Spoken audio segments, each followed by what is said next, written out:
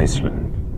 This island, located in the North Atlantic, between Norway and Greenland, piques the curiosity of tourists and scientists alike.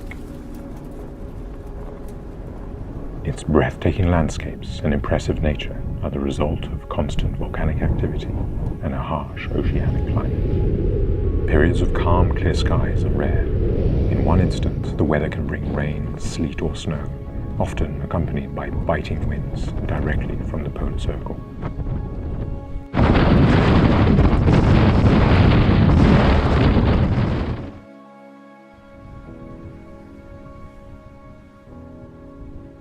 This frozen environment contrasts with the hot magmatic heart boiling under Iceland, the heart that so fascinates scientists from around the globe. This intense volcanic energy, when harnessed through geothermal power plants, can be a precious resource.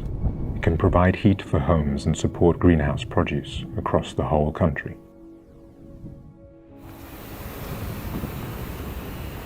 With its incessant volcanic activity, Iceland is a point of focus for many volcanologists. They search to better understand the geological mechanisms driving our planet. In March 2021, with support from the Swiss National Foundation, a team of volcanologists from the University of Geneva hurried to the southwest of Iceland to investigate unprecedented seismic activity that had started on February the 24th. It hinted at movements of magma below the surface and an imminent eruption.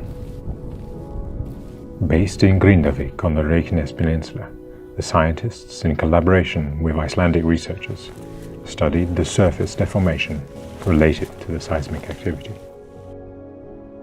We are here in the Reykjanes Peninsula in the southeast of Iceland.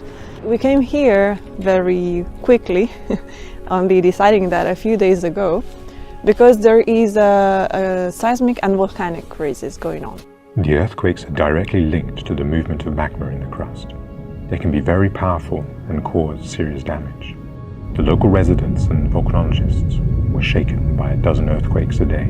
We don't sleep, we haven't slept very well for 2 weeks. I think I'm a bit scared now. Sciences de la Terre à Genève. Whoa! The regular earthquakes and volcanic activity are due to Iceland's very unique geological context. Iceland sits just on the divergent boundary between the major North American and Eurasian tectonic plates. It also lies above a geological anomaly called the Iceland plume, a hotspot that originates deep in the Earth mantle. L'endroit où on se trouve actuellement, les deux plaques tectoniques qui portent ces continents et une partie de l'océan Atlantique s'éloignent ici à peu près 2 cm par an. En règle générale, l'écartement des plaques tectoniques se produit en plein milieu des océans, qu'on appelle communément un rift ou une dorsale médio-océanique.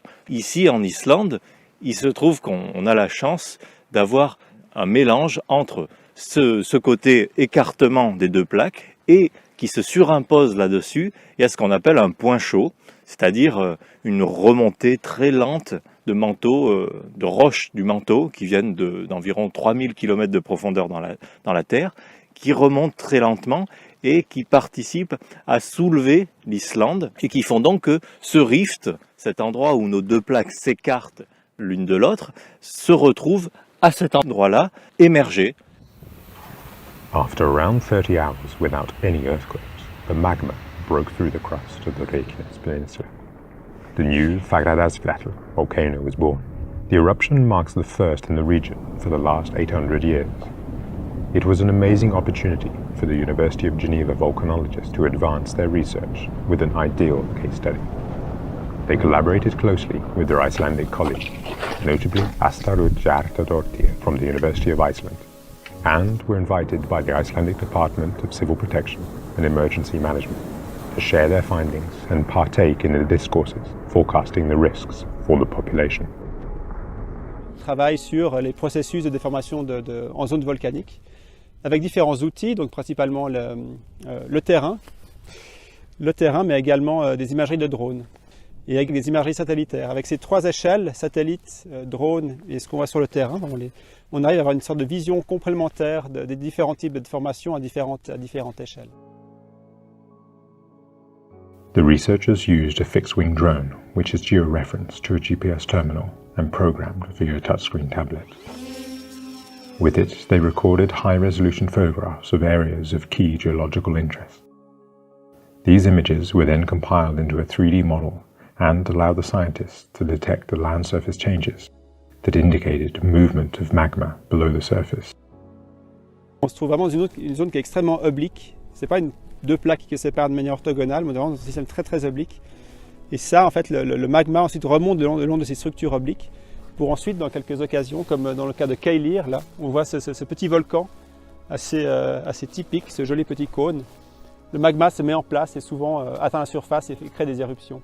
Le magma il est en train de remonter le long de cette limite de plaque, il est en train de créer une nouvelle croûte océanique et se propage. Donc quand le magma commence à faire sa place à la limite de plaque, on va créer des failles, des structures qu'on peut nous observer sur le terrain. Donc c'est vraiment pour ça qu'on est là, mieux comprendre comment ces réseaux de fractures se connectent avec le magma et pour essayer de mieux comprendre aussi comment le magma va se propager dans la croûte en analysant ces systèmes de structures. The build-up of earthquake activity that culminated in the eruption of Fagradalsfjall is one of the longest recorded in Icelandic history. For more than 6 months, hundreds of earthquakes were registered, putting the residents through significant strain. C'est intéressant de savoir quelles sont les implications sur les personnes, les habitants qui habitent autour de cette péninsule de Reykjanes. Et pour ça, on s'est rendu compte aussi que les populations qui vivent à environ 10-15 km d'ici, en fait moins, peut-être entre 5 et 10 plutôt, chaque nuit, en fait, vraiment, chaque jour, sentent vraiment la terre gronder. Donc on a cette forte activité sismique qui a un impact assez fort sur les populations aussi.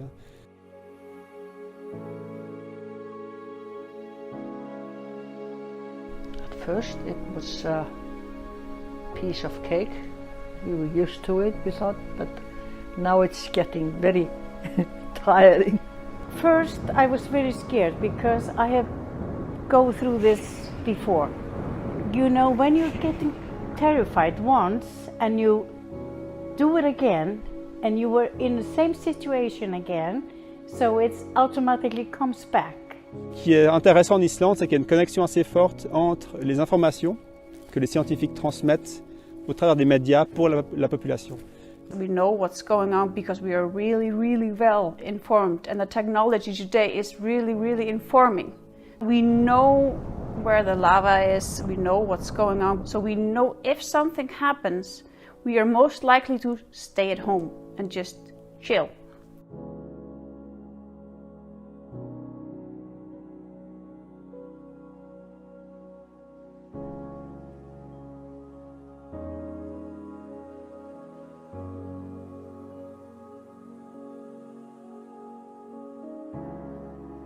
It's always important to know a little bit more about volcanoes and tectonic movements to constrain a bit what can be the consequences of some processes and then translate that into risk evaluation for the population that lives close to these areas. Over the spring of 2021, the Dr. Joël Ruche and his team spent almost 2 months on the Reykjanes Peninsula, collecting precious data on the processes that led to the eruption of the Fagradalsfjall volcano. Once processed and interpreted, this data will provide insight for volcanologists to better understand the processes building up to an eruption, and it will help to better forecast and manage the threat from volcanic activity across the globe.